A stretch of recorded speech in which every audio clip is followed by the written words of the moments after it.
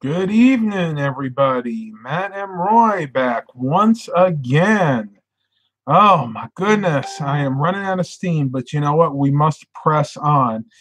By now, a lot of you have probably seen the video from earlier about this right here, the Asus Chromebook that I was trying, to use to do a live stream. I wasn't sure if it would work or not, so I did a test video earlier, and suffice to say, a lot of you had differing opinions about this particular Chromebook.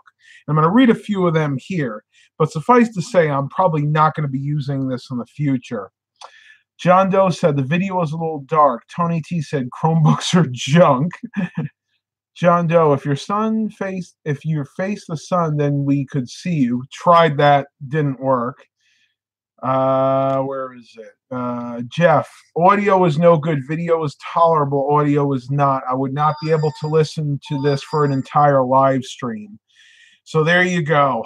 We're not going to be using this Chromebook to do any live streams. It's unfortunate because it's a nice little laptop slash whatever you call these things. It's almost like the size of a netbook, and it's really, really light.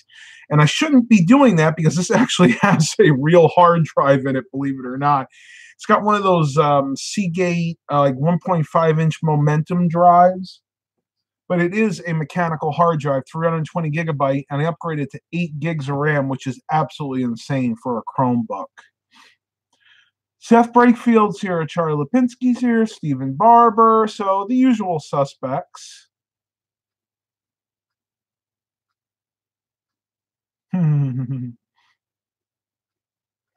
Why don't I install Windows on it? I have to figure out how to do that, even if I wanted to, but honestly, I don't want to because this is worth more to me as it is. I like having a Chromebook that I can surf the internet with.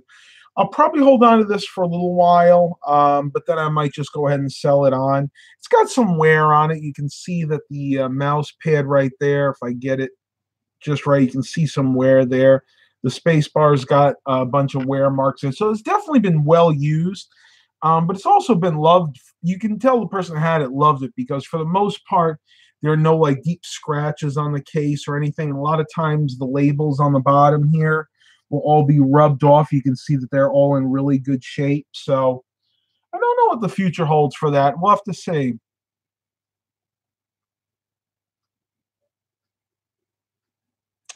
Adam Whitaker, will PCI Express 3 graphics card work in a 2 or a 1? I don't believe so. I'm not exactly sure what you're talking about. There's the X16s and the X1 slots, and they are totally different. They're actually different physical sizes.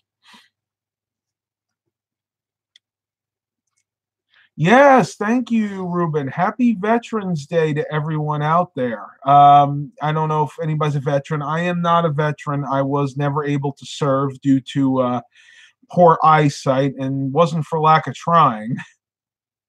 They really wouldn't take me. I even tried the Coast Guard, and the Coast Guard says, nope, can't take. I said, what about the reserves? They're like, sometimes it depends how bad it is, but I have basically a lazy eye. If you ever notice, sometimes my eye will just kind of go like that. And they said, nope, sorry, can't use you. Yeah, George, I really would have liked it to have worked. The video was tolerable on that Chromebook. It really was. I mean, the video was actually pretty decent, but that crackly audio, and I'm not exactly sure what's causing that. Probably the microphone. If I look close in here, it looks like there might be some debris near the microphone, so I can go ahead and try to clean that out and see if that makes a difference.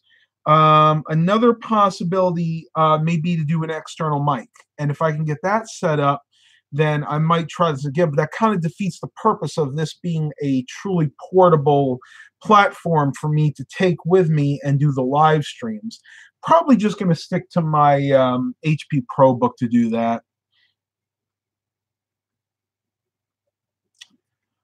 Jonathan Grindle, all Chromebooks have integrated storage and can be upgraded. They can also be expanded in SD card slots. Most can. Yeah, this one actually does. It has a little SD card slot right there. I wasn't sure if it did or not because Honestly, this one's definitely a strange one to have a mechanical hard drive and have one that large, 320 gigabytes.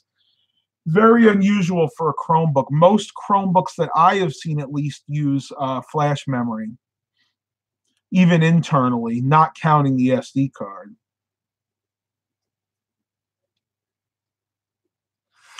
Lazy Fish Keeper wants to know what's on the agenda tonight. Well, pretty much whatever you guys want. I'll interject, and I have a few things I want to talk about, but the idea of these live streams is to spark up some conversation, and the only way I can do that is for you guys, my viewers, to go ahead and ask me your questions, and, just let's have some fun.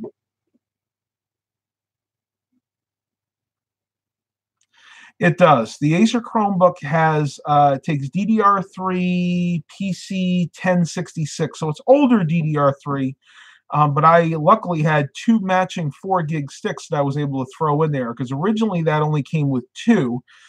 My buddy that I got it from upgraded it to 3 because he had an extra 1 gig stick, and I just upgraded it to 8. I took both of those out, the 2 gig and the 1 gig stick, and I put in two 4 gig sticks. It is absolutely overkill for that. I probably won't keep them both in there. When the time comes that I need to upgrade another laptop that I get in, I'll probably pull those out and put the original 2 and 3 gigs back in there. But hey, for now, it's just fun to be able to tell people, hey, I got a Chromebook with 8 gigs of RAM.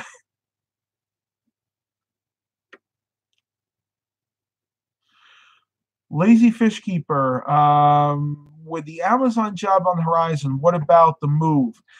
It shouldn't affect the move because if and when I do get the Amazon delivery driver job, they're all over the country. So I'll work that job here in my area, make some money, and then when the time comes to move, sometime probably next year, I'll just go ahead and I'll start working up in that area. So shouldn't make any difference at all, really.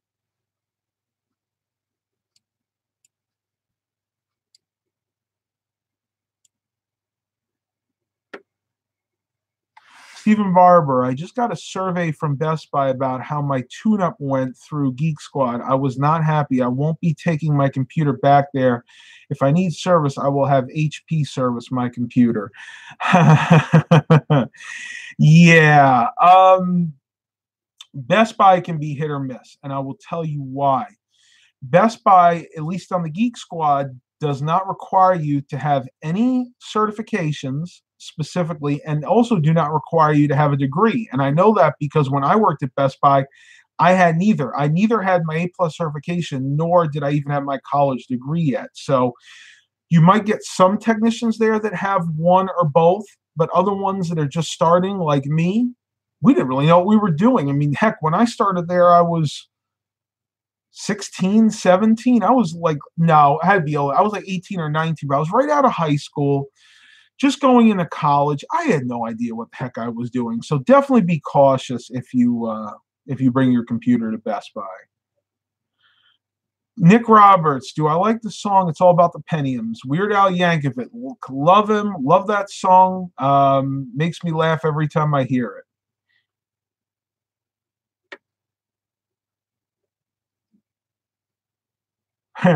Eric Brunhammer goes, he's seen some of the new ones with 16 gigabytes of RAM and i7 CPUs. Like, really? Do you really need that much for a freaking Chromebook? I love the way you put that, by the way. Yeah, that's definitely overkill. Unless they come out with a more robust Chrome OS, because pretty much all you can do on that is surf the internet. They even took out the photo editing. Used to be they had the Picasso built in. Now they took that out. Literally, you can surf the web with that and use Skype. There might be a few other apps available, but not even the Play Store is really working anymore on the Chrome OS.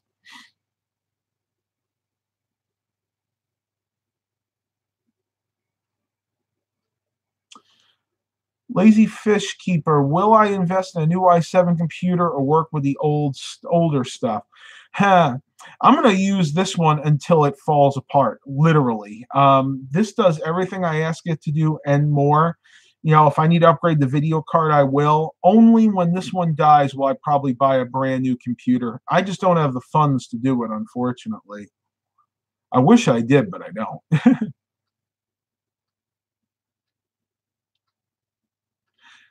Chromebook are a form of Linux. That's all it is. Really, I didn't know that. It's not something I really thought about because honestly, I've never really used the Chrome OS all that much.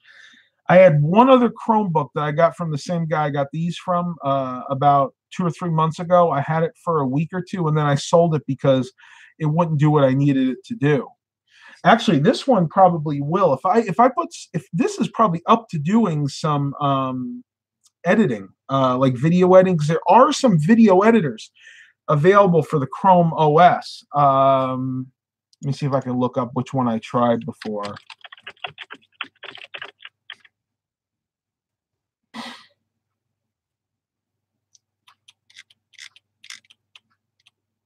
Video was the one that I used, and that was actually pretty decent. But at the end of the day, I really just did not want to spend that much time learning a new video editor, so I just stick to Windows Movie Maker. No, I am not a hardcore gamer. I love old school games. Wolfenstein 3D, love it. I still have it on my DOS machine over there, the Dell XPS D233. The Commander Keen series, Doom, pretty much all the older DOS games I love. Anything post like year 2000, I don't play it at all.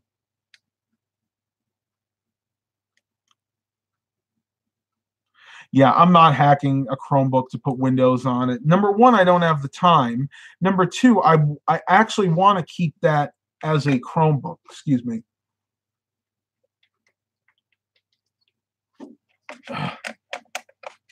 Problem is, I mean, you can get a Windows laptop anywhere. I can go. I could go on Craigslist right now and get a Windows laptop off of somebody for 50 or $100 with similar specs.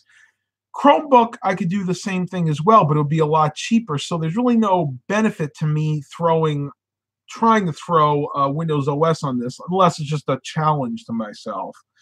And like I said, I just don't have the time.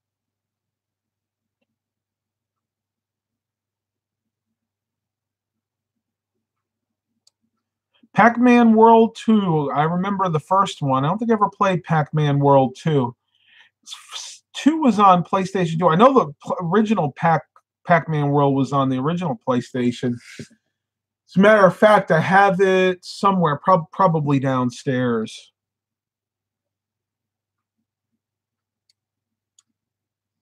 There is no more support for the Chrome OS, at least the version that's on that computer. But that does not mean you can't still use it. It still works fine for online purposes.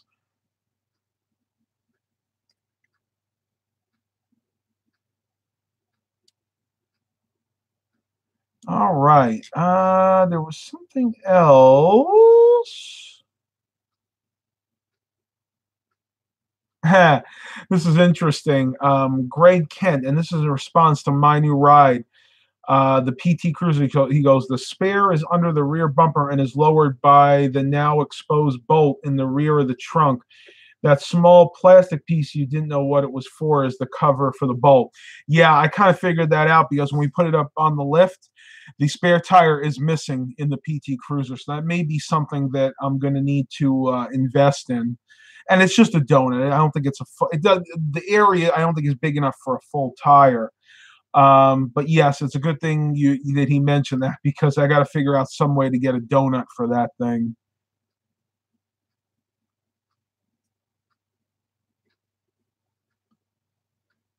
Chrome OS, you have to get the Chrome recovery utility. No, you don't.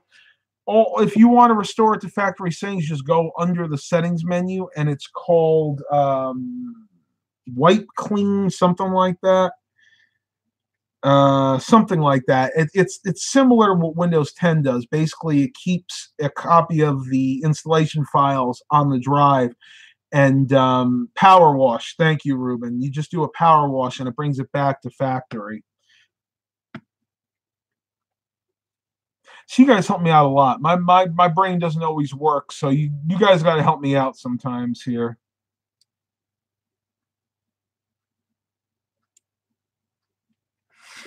Robert Jones, Matt, on your weight loss journey, did you use any programs or tapes? No, not at all. I mean, I got ideas from different diets. Like I took little pieces of the South Beach diet, the Atkins diet, the Weight Watchers diet. There were a few other ones there. The Zone, if you guys remember that one, that's an old one from the early 2000s.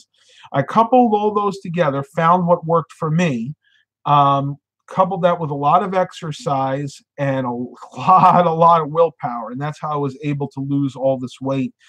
And as of right now, I am down from my heaviest, which I was at for a short time, like around 2008 or 9. I am down 100, about 175 pounds off my highest, because I was like, let me do the math here. Let me do the math here.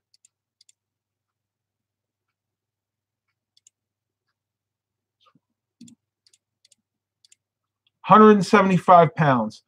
My highest weight was 415 pounds, and that was for a very short time. I quickly went down to under 4. I was maybe like 380, 375 for a while. And now I am right at 238 to 240 pounds, depending on the day. Your weight will fluctuate, but what a journey. And if somebody out there who's watching this really wants me to go in depth on how I did it, you can message me and I will do my best to explain the process. I'm going to be doing more videos about this because I see more and more that people out there really need help figuring out how to lose weight and keep it off. And I definitely have some answers to help you out. I am not the answer king. I don't have the secret magic elixir that I could tell you, okay, take this and you're going to lose weight. Doesn't work that way. It's a whole process of things you have to change, and that's why it's called a lifestyle change.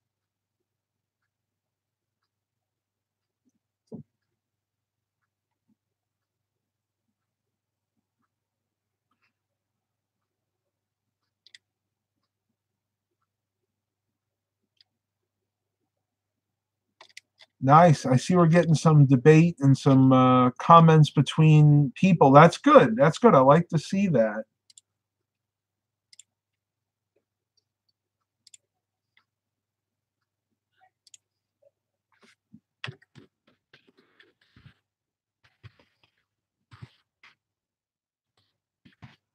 Sorry, I just had to message somebody real quick. You guys might have heard that in the background.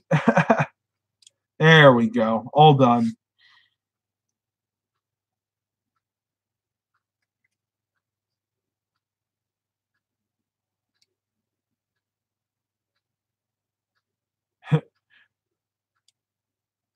Awesome. So we got 25 watchers and 8 likes. That is cool. Come on, let's get some more likes in there. I know you guys are liking this video at this point. If you guys noticed something I did earlier, I'm reposting some of my older videos, and you guys can do this too. If you have a YouTube channel, semi-successful like mine, go through your older videos and search and find which ones are most popular. Repost them to sites like Facebook, Twitter, Pinterest, and put a little tagline. Like, I'll give you an example. My most popular video was the best fried chicken I ever had. And that one did phenomenally well. I have over 650,000 views on that. So I reposted that one, and this is what I wrote. I said, this is still my most popular video to date. I really want to make this again. It really isn't that bad for you, especially if you try it with olive oil instead of canola or vegetable oil. You can also substitute whole wheat flour for the white flour that is normally used. See, it basically reinvigorates your videos. It gets new people interested in seeing some of your older content. And by doing that, they see this, they're like, yeah, I like this user. Maybe I'll go ahead and subscribe to them. And it works. It really does work. My best friend, or one of my good friends, told me to do that, and I've had a lot of renewed interest in my older videos. I think Milo's trying to get in the bedroom. Pradkins14, do you miss your Lincoln Town Car? Yes, I do. I love the Lincoln Town Car, and I really wish I was able to get another one. I know I'm going to enjoy driving the PT Cruiser once we get that, all the issues with that squared away and get that on the road. Part of me regrets not waiting around to find the right town car again, but You never know. Once I get this PT Cruiser on the road again, drive it for a while. If for some reason I don't like it, I'll go ahead and sell it and I'll buy something else. That's the great thing about America. You can pretty much do whatever you want. Yeah, and Charlie says get a Ford Crown Vic. When I say Lincoln Town Car, Ford Crown Victoria, and Mercury Grand Marquis are pretty much all the same cars. They all have Fisher bodies, and it's all the same except for pretty much the aesthetics. So the lights look different, the headlights, taillights look different, and then of course the dash is a little different, but they all drive the same. And would not be objectionable to getting one of each at some point in my life. Stephen Barber says he misses his 2002 Buick Century. Did that have the 3100? I'm thinking that's probably what was in there. My 03 LeSabre had the bulletproof 3800. And when I say bulletproof, those were known to go for 500,000 miles. Yep, you're right. Panther platform with Fisher bodies. At least my older one was the 99 to or 98 to 2002s. They actually still had that plate. When you open the door, you look near the carpet, between the carpet and the rocker panels. It would actually still say "Body by Fisher."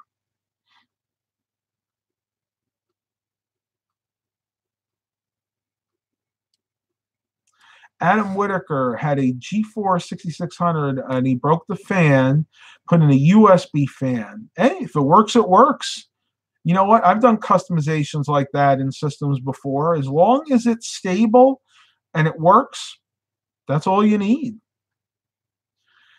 Eric Brunhammer says, I've had all three, town cars, Grand Marquis, LTDs, both in wagon and sedan forms.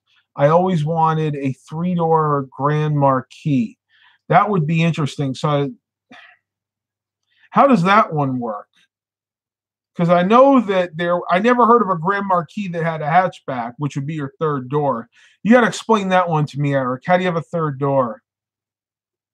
Oh, two-door. I was about to say a three-door. That would be something really unique. If you had one of those, I'm sure you'd probably sell it for $1 million.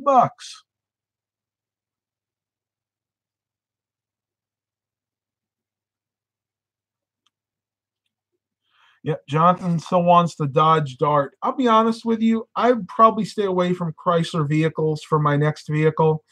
It still amazes me that I wound up with two Chrysler vehicles and me, a person that really doesn't like Chrysler all that much. But hey, if the price was right, and I'm not regretting it yet. I'm staying positive with this PT Cruiser. It is becoming a chore, though. I'm going to be honest with you. There's quite a bit more to do on it than I had bargained for originally. But it's okay. It's okay. I think at the end of the day, everything's going to work out just fine. Fingers crossed. Saying my prayers. And you guys have had a lot of cars. I-36 has had two Grand Marquis. I've had many different cars, but not all at once. I mean, I've actually never owned two vehicles at once. This is the first time I've owned two vehicles. And I'm trying to think if I can name all of the cars that I own. Let me see. My first vehicle was a 1987 Chevy Monte Carlo. Then I got a 1992 Ford Taurus. Traded that, or actually sold that. Got a 1988 Ford Econoline van. Traded that in. Got a 2001 Mercury Sable. Had that for like 3 or 4 months.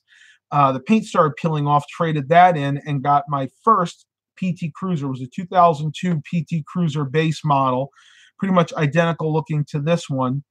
Traded that in, got a 2003 Buick LeSabre, had that for quite a few years until the transmission started going out. And that specifically, it was the transmission pressure switch for the transmission fluid. Sold that, and then I got the Lincoln Town Car, and then I traded the Lincoln Town Car in, and now I have the van, and of course I got the PT Cruiser. Probably not a lot of vehicles compared to somebody like Eric Brunhammer, but it still seems like a lot, to be honest with you. 55th vehicle, Eric. Oh my gosh, that's insane. Unbelievable.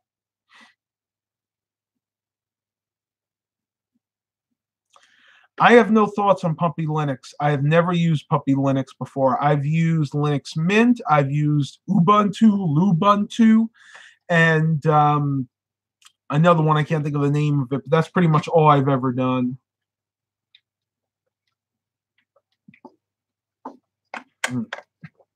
Can you go up to 100 cars? Well, I'm sure if I count all the cars that my parents have had since I was born, that we've owned as a family, we're probably well above 100. Actually, I know we are at this point.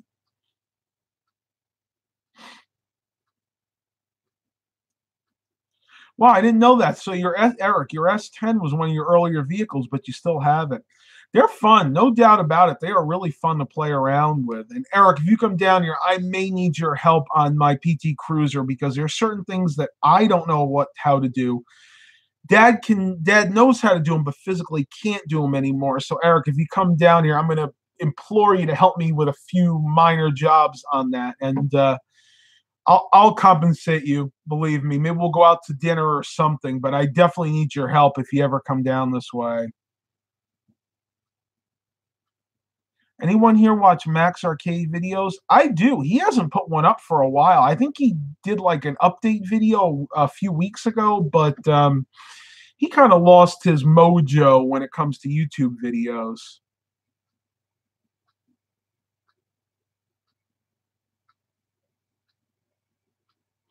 Eric said his dad owned well over 250 vehicles, and his brother was close to 100 before he got thrown in jail. Uh-oh. I won't ask why. The reason the reason I never owned a lot of vehicles, at least not more than one at a time, is pretty much financial. I didn't want to dig a hole because in my state of the great state of Virginia, where I live, you have to pay what's called personal property tax, and that's a tax on a portion of what your vehicle is worth. I actually pay quite a bit for my 2010 Chrysler Town and Country. I want to say it's about $200, maybe $250 a year. PT shouldn't be too much because it's an older vehicle and it doesn't have much value at all. Heck, I only paid $500 for the thing, but the more vehicles you have, the more you have to pay in the personal property tax department. And, if I won the lottery or got a better job, then I might be able to afford to do that. But for now, I find that 2 cars is probably the max for me. Robert Jones says he's owned 3 Oldsmobile Cutlasses. They were nice cars, especially the ones from the 70s and 80s, the Cutlass Sierras and the Supremes. I always like the Cutlass Supremes. They remind me, they're basically the same thing as the Chevy Monte Carlo, also the same thing as the Buick Regal. Jonathan Grindle, am I strange that I like black leather seats in the desert? I don't think so. I have black leather seats, and in the summer they're okay. They're a little bit hotter than, say, if they were like a tan or something, but they don't bother me. Though, to be honest with you, I prefer cloth seats. Like in that PT Cruiser, it has cloth seats. I wish that's what I had in my van because leather is hot in the summer, cold in the winter, and after a while, it just starts to look bad. Cloth seats really tend to last a lot longer. Yes, my van has actually Sirius XM. They merged, so it actually says Sirius XM on the radio. And yes, I do pay for it, about $20 a month, though I may be giving that up because we're not going to be taking my van on any long trips, and $20 a month is $20 a month.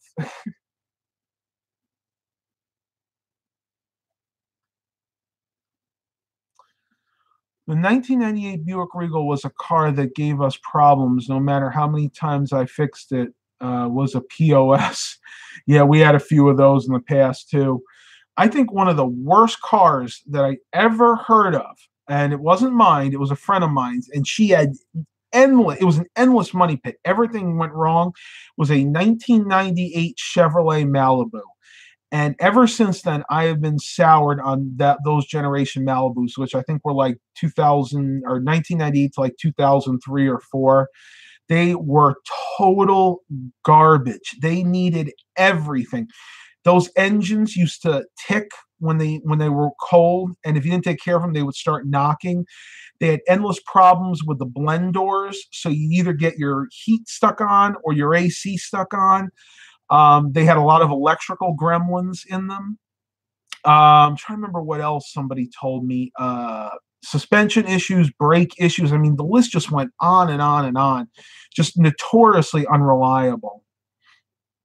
Yeah, I agree, Eric. And the other thing was the fit and finish, or yeah, the fit and finish was not that great. Like I remember some people would get them, and the door jams wouldn't match up. Like front door jams, the front door and the rear back doors would not match up, or the hood you could tell was not flush with the fender. Just weren't that great. Does someone still have a '98 Chevy Malibu? I doubt it. They're probably all in the junkyard by now. I'll tell you a quick story though. I watch a guy, Big Al's Automotive. He does like Copart flipping. A lot of these guys are doing that now. Um, and he buys the like 99, 2000, the Malibus I just told you I didn't like. He gets them from Copart, their AT&T cars. And he gets them really cheap. I mean, we're talking like six, seven, $800 out the door, including all the Copart fees. He does whatever little bit of work they might need, and he sells those for about 1,500, 2 grand. He makes a decent profit on those. And the only reason he buys them, he knows how bad they can be, is that they're former AT&T fleet vehicles. AT&T maintained the crap out of those things. They did every single bit of maintenance that manual suggested and more. If something was even remotely in question, they would replace it. So at that point, it doesn't matter how bad the vehicle is. You're still going to get some life out of a vehicle if everything was replaced, pretty much. I may be exaggerating, but only just a little bit.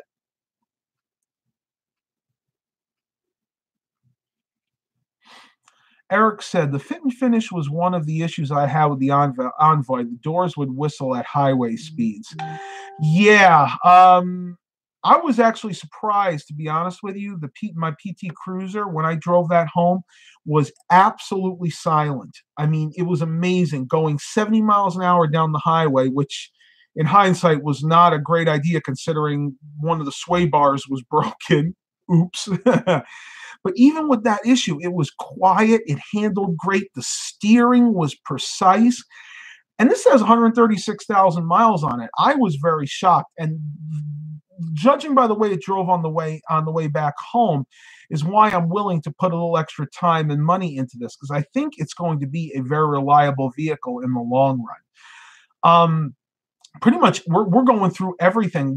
I'm getting the timing belt replaced next week. I'm bringing it to the shop, getting the airbag light fixed, whatever needs to be done there. Hopefully it's a cheap fix. My mechanic says he thinks it is.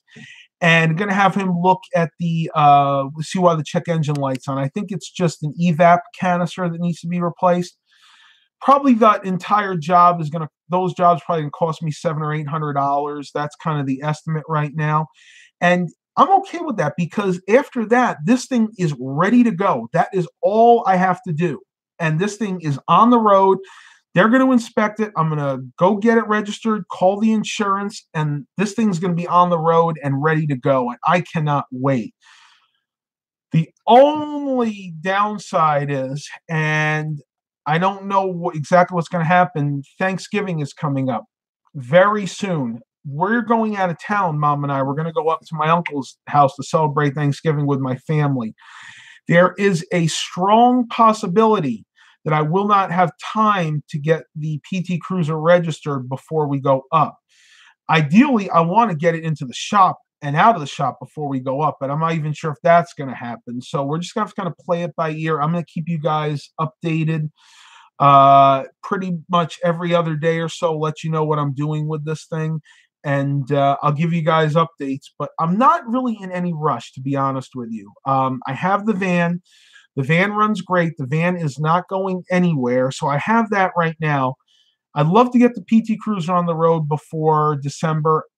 I'm just not sure what's going to happen. We're going to have to play that one by ear.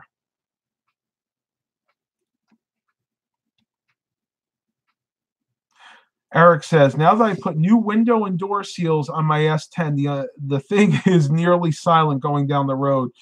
Once I do the sound deadening, it will be silent to drive. Excellent. I'd love to see that. I've never actually seen that. You have to bring that down sometime if you think if you trust it enough to make the journey.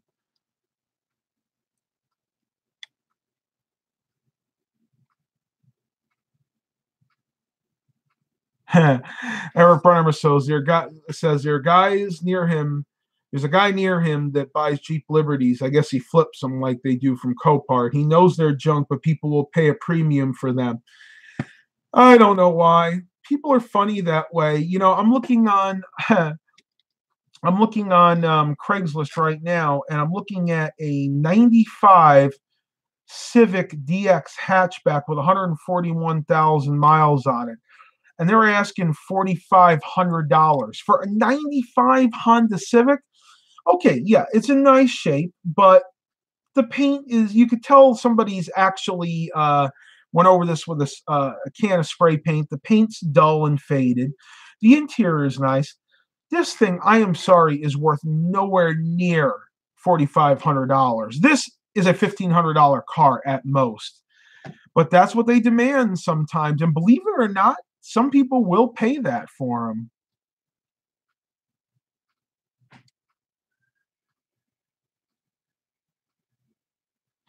2003 Nissan Xterra. Yeah, they were okay. A buddy of mine when he used to work at Sonic had an '02. He had some engine problems with it. I think the timing, I want to say it was a belt. I don't know if it's a timing belt or chain in those, but one of the two was going out. He had to replace that. Transmission was okay, though. Never had any issues with that. Ford pickups, yeah, Ford makes a decent pickup. I would stay away from like the late '90s, early 2000s F-150s. They suffered from transmission and engine issues, especially the ones that had the 302 because they were grossly underpowered. They had very little torque. You were actually better off getting one with the straight six.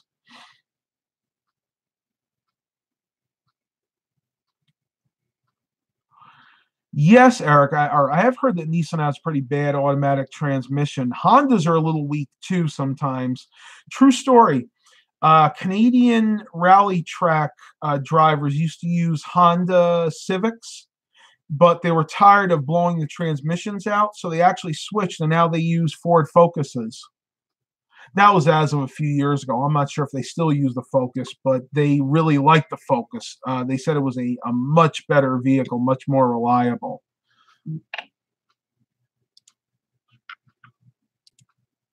My goodness, I'm getting so many things here. Oh, yeah, I see Charlie Lipinski sent me a photo of him watching this live stream. That's pretty cool.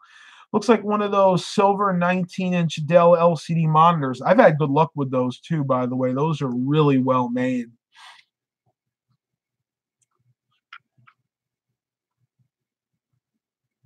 The 2003 Xterra had the 3.5 liter V6. His did not. His had whatever the four-cylinder was, and I know that because he used to complain about it being underpowered, even though his was a manual. His was a 5-speed. Yeah, Western Digital makes a good hard drive. I mean, their 1 terabyte drives are as reliable as any, really. I mean, I like Western Digital, HGST, which is actually owned by Western Digital now. What's the other one? It was Seagate. You guys know I've had a lot of problems with them lately. That's pretty much it because it was Seagate, Western Digital, and Maxter doesn't even make drives anymore. What is the best case for an iPad Mini 2? I got mine off of Amazon. It was just like one of those cheap Chinese cases. Don't get an OtterBox for those.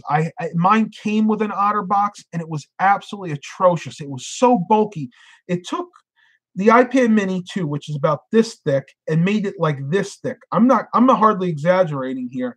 And you could barely press a screen because it had that glass protection on it, which is great if you're clumsy and you're going to drop it, but it's horrible when you're trying to actually use it because you had to actually push really hard to get anything to respond. And I actually had to push so hard, I was afraid I was going to crack the screen just by pushing on it.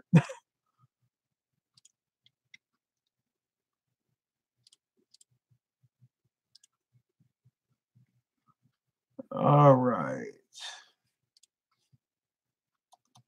2.5 liter. Okay. Yeah, I wasn't sure what the Nissans had. I'm not up on foreign vehicles. You ask me an engine in a domestic vehicle, I could probably tell you if it's a foreign made Japanese. I couldn't tell you what the heck it has in it. 23 watchers, 16 likes. I saw we went up to about 25 watchers. That's about average for these, and I'm okay with that. That's cool.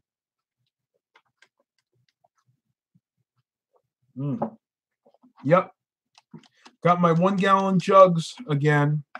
Trying to make sure I drink more water because I've had some issues lately with being irregular. I'm not going to use the other word, just say irregular. And the best thing for that, drink lots and lots of H2O. Cleans your system right out. Now, the new iPads have a body similar to the iPhone 5, 5S. They are no longer rounded edges. Interesting. Interesting.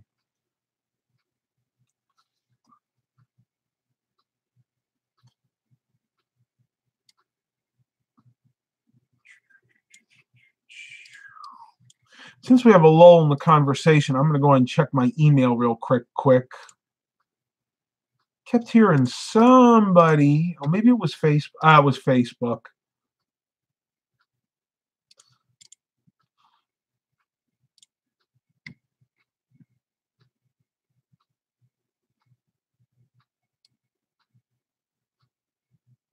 No, I will not run Puppy Linux on the Chromebook. I'm sorry. I'm not going to promise a video that I know at the end of the day I'm never going to do. And I've done that in the past, and I know people have gotten upset. From now on, if you request a video and I know that I'm going to be able to do it, then I'll say I'll do it. But if there's any question in my mind, I'll just say no. And then if I wind up doing it, it'll be a surprise for you.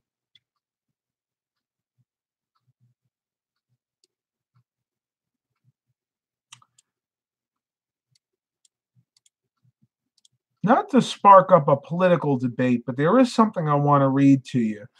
We talk these days about polarization, the left, the right, and the news media not reporting the news. And this goes both ways. This goes on every major news station, whether it be Fox News, CNN, MSNBC, any of them. They all have their own slant to the news.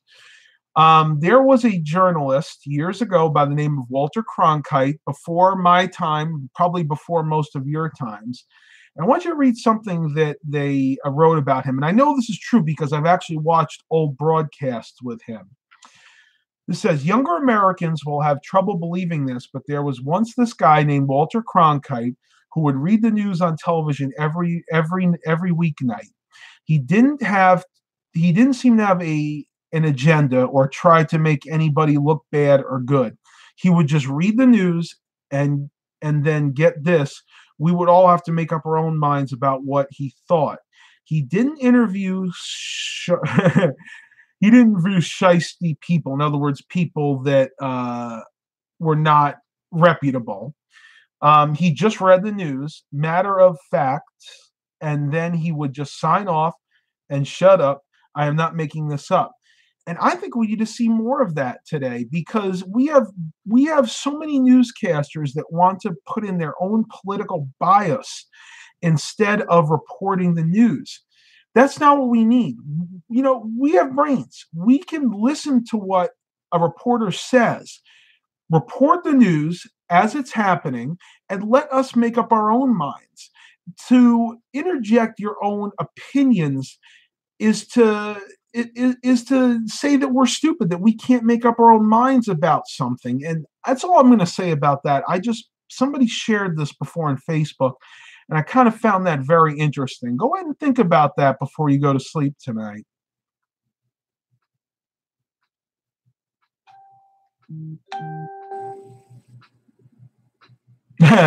Paul King would rather talk about broken sway bars on the Silver Beast, to be honest, rather than politics. Well, I wish I took video of it, but to be honest with you, it's very hard to do that when Dad and I are working together because we don't have anybody to take videos. Dad's not good with the camera. It wasn't actually the sway bar. The bar itself was fine. It was the bolt that connected it to the axle, or hopefully I'm saying that right. That had sheared off. So basically, I had to buy the sway bar mounting kit. It was about $18 from O'Reilly's. And we did that together in about 5 minutes. And that was the only thing, suspension wise, that was bad on that. The tire rod ends, the linkages, the boots, everything looked great underneath. We did the test. There's no play whatsoever on either side in the front and also in the back. Everything looked perfectly fine. The muffler, I believe, was replaced at one point. There's a little bit more rust under the car on the chassis than I would have expected for a Southern car. It's only superficial. It's only surface rust. There's no like rot to speak of. But that kind of makes me think that maybe this spent some time up north, but nothing that's alarming, nothing that's out of the ordinary for the year and the mileage. And then the only other thing we noticed when we put on the lift is it looked like at one time it may have had a slight oil leak.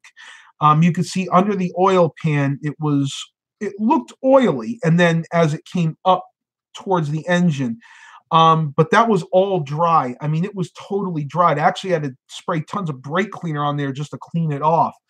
It looks like it may have been coming from the valve guide seal. So I think what actually happened was they were leaking maybe a few years back, but they have since been replaced because as of right now, that PT Cruiser leaks nothing. No oil, no coolant, no power steering fluid, nothing. That thing, we had that sitting in the driveway for a day or two, and it was totally dry. So I'm pretty confident that PT Cruiser is going to be a go once we get all these little piddly things fixed. Paul Kane says, for the undercarriage rust, you can apply some anti-rust coating. I would do that if we lived up north, but being as we live here in Virginia and they don't even use salt in the winter, but they just use sand, it's not even worth it. You got to remember, this is going to be a beater vehicle. I am not going to be putting tons of extra money into this. I might do little things like, I've already replaced the front speakers. And I may eventually put a better stereo in there, though the factory one works fine. But I'm not spending thousands of dollars on a vehicle because at the end of the day, it's only worth about $2,000 in good running condition. Just doesn't make sense. If it comes to the point where I need to put $2,000 or $3,000 into this, that's the time to cut my losses, sell it, and move on to something else.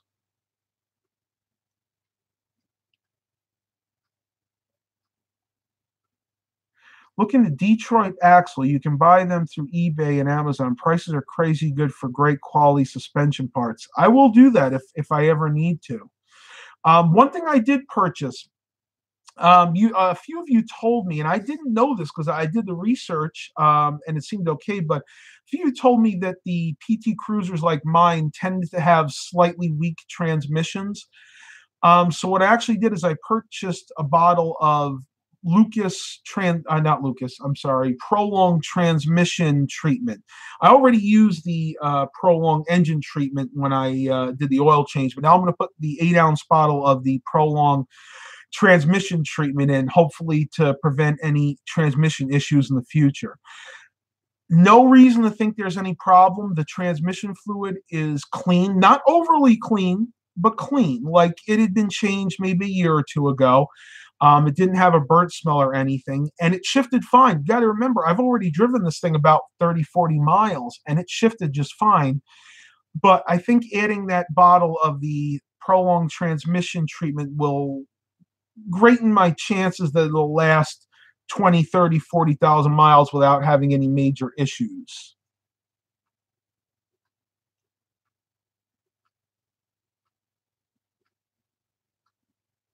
Did someone say better stereo? I'll be right there. Yeah, I know that's your specialty, Eric.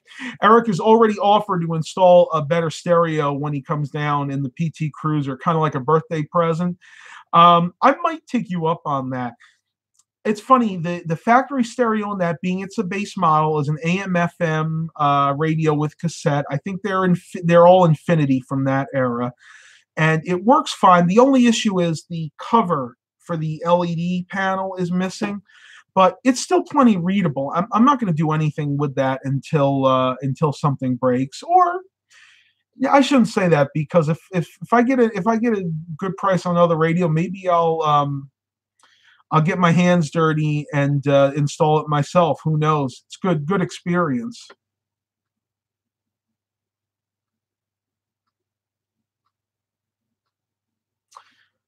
Yeah, the radio's not too bad. The sound is oddly enough, even though there's a base model, this PT Cruiser still has the 6 speaker sound system, 2 in the back, 2 in the door, and the 2 little tweeters that are up on the dash, which I'll probably never have to replace those. From what I understand, the tweeters never go bad.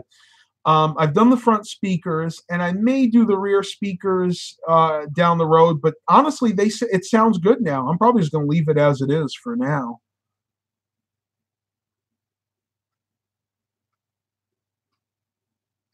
Might have dry rotted surrounds on the driver's side. Actually, it didn't. If you're talking about the speakers, when I took them out, they seem to be fine. I just think that somebody blew them. Honestly, I think that somebody just turned the volume up a little too loud, put the bass up a little too high, blasted some rap music or heavy metal, and that one speaker just couldn't take it.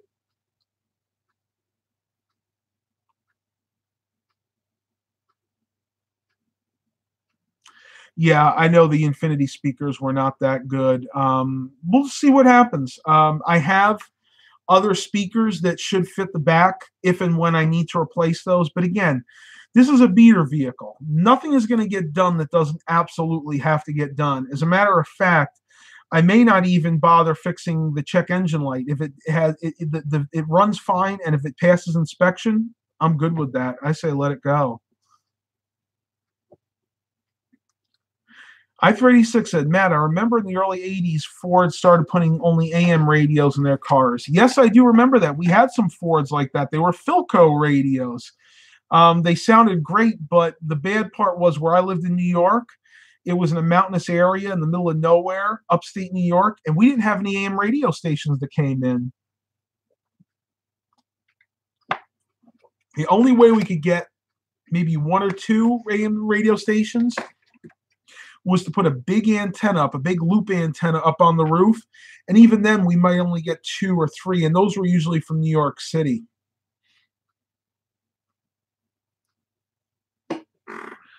Eric said he had an 85 Ford Aerostar with an AM only radio. That's right. That was the first year for the Aerostar. I actually kind of like those. They were kind of garbagey. They had their issues. It was just an interesting looking van. They didn't have anything else like it on the market. Yeah, Ford Aerostar commercials from 85. Though, honestly, it's very hard to find an 85. I don't think anybody has them in existence anymore. Do I like pistachios? I do like pistachios, but I don't really eat nuts anymore because of my teeth. I just don't like they're hard on my teeth. They get stuck in between. I like the taste of it. I used to eat pistachio ice cream all the time. Eric wants to put a V8 in an Aerostar. That would be interesting. I would like to see that. Yeah, that. I'm wondering if it would even fit in there. It would probably be great. I mean, actually better on gas than the V6s they put in them. All right, tubers, I'm ending it here. We're at about 55 minutes. My mouth is getting dry. I have company, so I want to go spend some time with them. So glad you guys made it here. Please continue to like and subscribe.